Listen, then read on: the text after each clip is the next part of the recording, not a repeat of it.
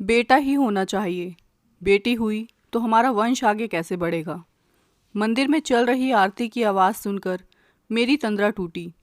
आसपास देखा तो सभी लोग मंदिर में दर्शन करने जा चुके थे और मैं मंदिर की सीढ़ियों पर खड़ी हिम्मत जुटा रही थी।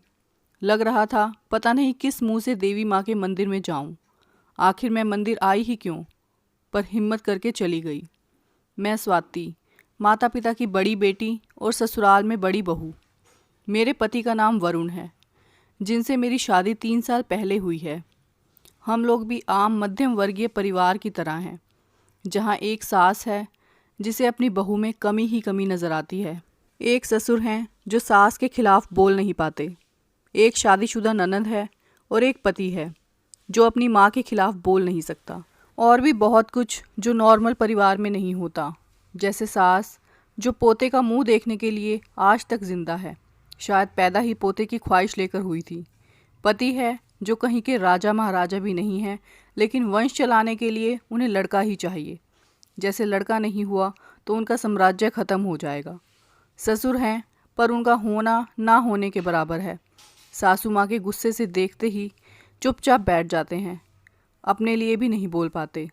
मैं बहुत खुश थी जब शादी के कुछ ही महीनों बाद मैंने कंसीव किया, लेकिन मेरी ये खुशी ज़्यादा दिन तक नहीं रही, क्योंकि मेरी सास सुबह शाम पोते की रट लगाए रहती। मैंने अपने पति से बात की, पर उनका भी यही मानना था कि लड़का ही होना चाहिए। मुझे डर लगने लगा था कि कहीं लड़की हो गई तो। फिर कुछ दिनों बाद पता चला कि ये लोग बच्चे का लिंग पता करना चाहते हैं। मैंने अपने माता पिता से भी इस बारे में बात की, पर हर माता पिता साथ दें ये ज़रूरी भी तो नहीं। बस उन्होंने भी मुझे साफ कह दिया कि जैसा तुम्हारे पति और सास कह रहे हैं वैसा कर लो।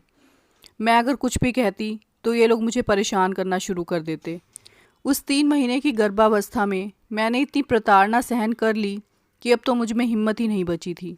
पता नहीं क्यों, पर मानसिक तौर पर मैं अपने आप को मजबूत ही नहीं कर पाई। नहीं लड़ पाई मैं उस नन्ही सी जान के लिए जिसने अभी दुनिया में कदम भी नहीं रखा था। आखिर मुझे मजबूरन मेरे पति और सास के साथ जाना पड़ा। लिंग जांच के बाद पता चला कि गर्भ में पल रही एक बेटी है। बस फिर क्या था, मेरा अबॉर्शन करवा दिया गया और बेटी से पीछा छुड़वा लिया गया और मेरे ही हाथों उस कन्या भ्रूण को रास्ते में फिकवा दिया गया।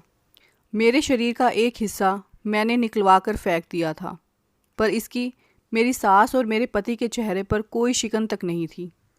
पर उस अबॉर्शन के बाद मैं शारीरिक और मानसिक दोनों तरह से ही कमज़ोर हो चुकी थी। पर धीरे धीरे ज़िंदगी वापस अपने दर्रे पर आने लगी थी। अब मेरे मन में मेरे पति और मेरी सास और मेरे परिवार के लिए कोई सम्मान नहीं बचा था। अब दोबारा मुझे पता चला कि मैं माँ बनने वाली हूँ, पर इस बार मैंने घर में किसी को ना बताने की ठान ली। लेकिन गर्भावस्था है, चाहे कितना भी छुपाओ छुप नहीं सकती। लगातार होती उल्टियों ने सब कुछ जाहिर कर दिया।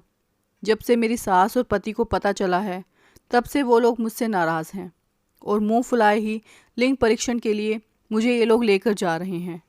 पर उससे पहले मंदिर में माता रानी को माथा टेकने आए हैं, ये कहकर कि पिछली बार तो माता रानी ने मेरे मंसूबों पर पानी फेर दिया और इस बार तो बेटा ही दें, अन्यथा माता रानी के आशीर्वाद से कन्या भ्रूण की हत्या कर दी जाएगी। कोई इतना घटिया कैसे सोच सकता है, यकीन ही नहीं होता।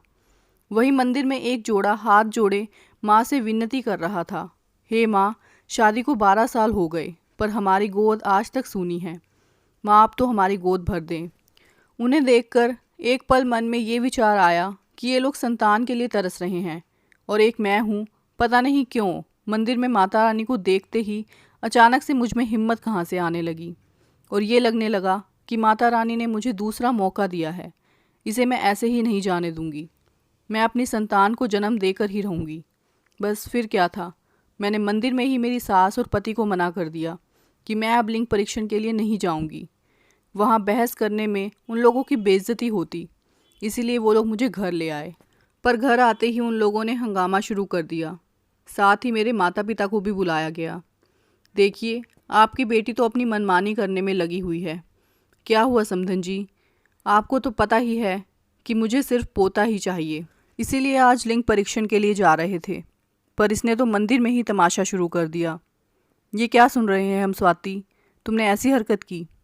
देखिए पापा जी, पहले तो इसने छुपाया और अब देखो क्या तमाशा कर रही है। मुझे तो बेटा ही चाहिए। आखिर मेरा भी तो वंश आगे बढ़ना चाहिए। अगर इसे मंजूर नहीं है तो इसे अपने साथ ले जाइए। कुछ दिन वहाँ रहेगी तो अकल ठिकाने आ जाएगी। अब की बार वरुण ने कहा। स्वाति, माफ़ी मांगो इनसे अभी। समझदार होकर ऐसी हरकत करती हो। अब हम हमारा काम धंधा देखें या तुम्हारे ससुराल को संभालें? पिता ने गुस्से से कहा। मैं क्यों माफ़ी मांगूं पापा? क्या गलती की है मैंने?